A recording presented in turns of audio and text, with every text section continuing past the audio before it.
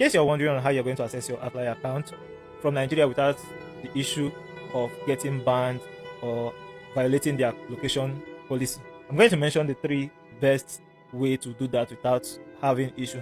Number one is using AnyDex. Now, AnyDex is more like a remote access software. So you have to download it on your system, and the other person has to download it on their own system. Both the person will now have to share the system address to you, and you will now get control of that person's system from here. So that one is smooth and no issues, except that the person needs to be on, and that laptop, the person's laptop over there, needs to be on anytime you want to work.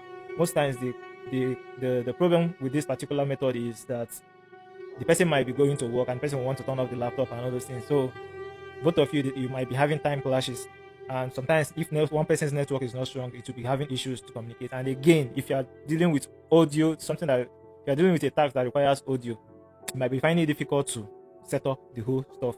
But you can still set it up, but it's kind of weird and all those things. So that's for AnyDex. Another one is proxy. Now, proxy, most people use proxy, and proxy is actually good if you can get a very trusted vendor, not the one that will be selling casted proxy for you. So proxy is more like you setting your system IP to that place. So if you purchase a proxy, they're going to give you the different proxy they're going to be setting up on your account.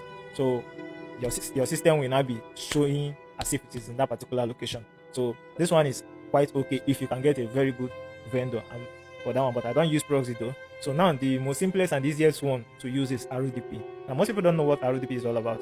RDP is more like you purchasing a virtual computer.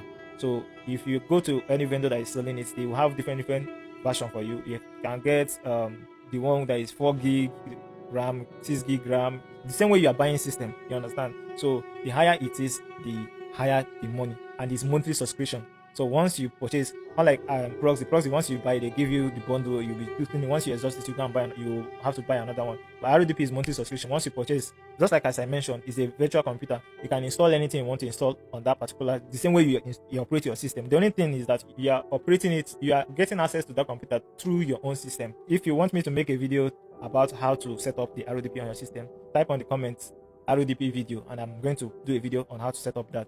Another problem we have with this RDP is getting a very source. In fact, all these both proxy and RDP, you need to have a very good vendor that sells those things, because some of them use what they call shared data center, and if you're using shared data center, most of them Outlier platform sees that VPN.